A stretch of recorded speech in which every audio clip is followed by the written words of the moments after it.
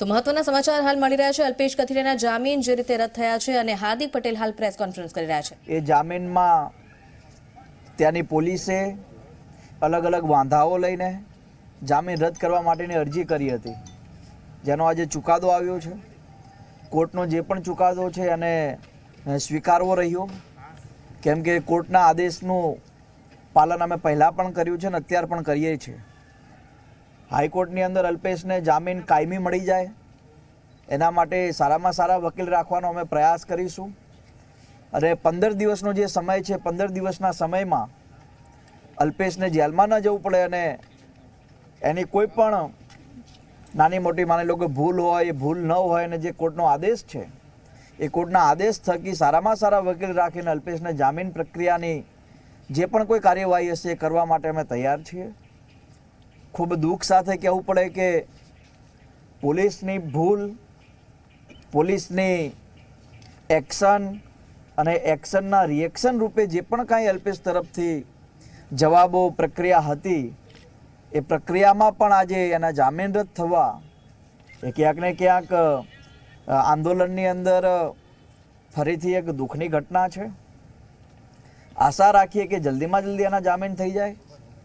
લગભગ અમે કાલે હું અલ્પેશ સાથે પણ છીએ, કાલે એક અમારી મિટિંગ પણ છે, તો એની અંદર અમે ચર્ચા પણ કરીશું અને કઈ રીતે આ પ્રક્રિયામાં આગળ વધાય, કઈ રીતે કાયદાકીય પ્રક્રિયામાંથી પસાર થવાય એના તમામ પ્રયાસો અમે કરીશું। નહીં, જે રીતે અલ્પેશે સુરતમાં જે ઘટનાઓ સામે આવી હતી, શું માનો છો કે તેની જે ભૂલ છે આ ભૂલને કારણે આ પ્રકારનું પરિણામ ભોગવવું પડી રહ્યું છે અત્યારે? મેં પહેલાં પણ એક વાક્ય કહ્યું કે પોલીસની એક્શન અને આંદોલનકારીની રિએક્શન, જે પણ કોઈ પ્રક્રિયા પોલીસ સ્ટેશનની અંદર બની હોય, કદાચ એવું પણ હોઈ શકે કે પોલીસની પણ ભૂલ હોય, કદાચ એવું પણ હોઈ શકે અલ્પેશની પણ ભૂલ હોય, પણ આ વાતને હું વારંવાર કહું છું કે પોલીસ કોઈ એક્શન લેશે તો સ્વાભાવિક રીતે આજનો નવયુવાન, ખાસ કરીને અમારા જેવા યુવાનો, એને રિએક્શન રૂપે, ગુસ્સાના રૂપે, આક્રોશના રૂપે બહાર કાઢી શકે છે।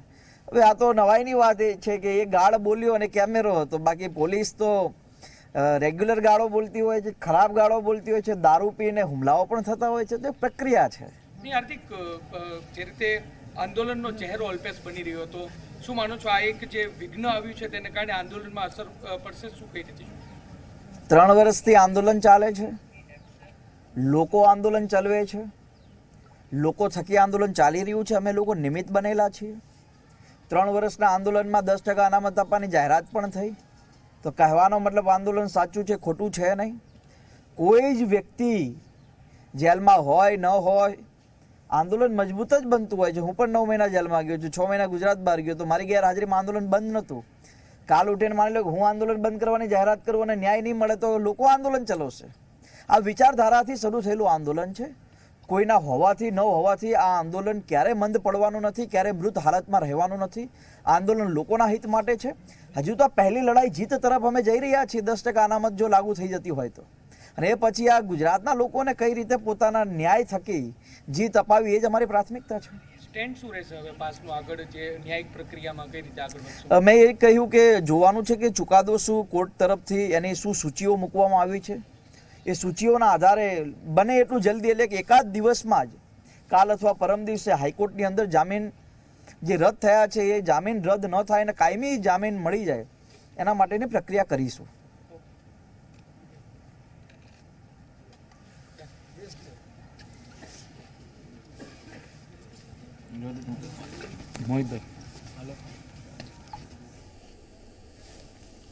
તો હાર્દિક પટેલ વાત કરી રહ્યા છે અલ્પેશ કથિરિયાના જામીન રદ થવા મામલે। જો કે હાર્દિક પટેલે એમ પણ કહ્યું છે કે મામલો જે છે તે પણ જોવાની જરૂર અલ્પેશનો પણ વાંક હોઈ શકે, પોલીસનો પણ વાંક હોઈ શકે। સાથે પોલીસ પર પ્રહાર પણ કર્યા હાર્દિક પટેલે। અને આંદોલનની જ્યારે વાત કરવામાં આવી ત્યારે હાર્દિકે કહ્યું કે આ જનતા આંદોલન ચલાવી રહી છે, અમે માત્ર નિમિત્ત છીએ। कार्यकर्ता के जमानत कैंसिल होने के समाचार हमारे लिए बड़े दुख की बात है। सूरत में और ख़ास तौर पर पूरे राज्य में पुलिस के एक्शन के खिलाफ जब हमारे कोई युवा या राज्य का कोई युवा अपना रिएक्शन साबित करता है तो उस पर कानूनी प्रक्रिया शुरू होती है, उसका ही ये पूरा जजमेंट है। आशा रखते हैं कि जल्द से जल्द उनको जमानत हाईकोर्ट से मिल जाए।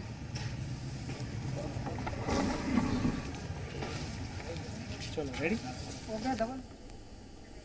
તો અલ્પેશને જલ્દીથી જામીન મળી જાય તે માટેના પ્રયાસ ચાલુ રાખીશું તેવું પણ કહ્યું છે હાર્દિક પટેલે. જો કે હાલ તો અલ્પેશ કથિરિયાની શોધખોળ ચલાવાઈ છે. જાણીતા સ્થળો પર જે રીતે તેના જામીન હાલ તો રદ કરવામાં આવ્યા છે. પોલીસે અરજી કરી હતી અને આ મામલે જામીન રદ થયા છે. કોર્ટે ચુકાદો સંભળાવ્યો છે. તો હાર્દિક પટેલનું કહેવું છે કે આંદોલન તો ચાલુ જ રહેશે. તે પોતે પણ જેલમાં હતા, આ દરમિયાન પણ આંદોલન ચાલુ હતું અને જો કાલે ઉઠીને આંદોલન બંધ કરવાની જાહેરાત કરશે તો પણ લોકો તો આંદોલન ચલાવશે જ. એટલે આ વિચારધારાથી ઊભું થયેલું આંદોલન છે, આવી વાતો કરી છે હાર્દિક પટેલે. સાથે કહ્યું કે 3 વર્ષની લડતમાં 10% અનામત મળ્યું છે અને આગળ પણ હજી આ લડત ચાલુ રહેશે તેવી વાત હાર્દિક પટેલે કરી છે. તો હાલ તો અલ્પેશને જામીન મળે તે માટેની આશા પણ વ્યક્ત કરી છે હાર્દિક પટેલે અને કહ્યું છે કે તેને જામીન મળે તે માટેના પ્રયાસો સતત ચાલુ રાખીશું. જો કે બીજી તરફ પોલીસે જે અરજી કરી હતી તેમાં ચુકાદો આવતા જામીન રદ થયા છે.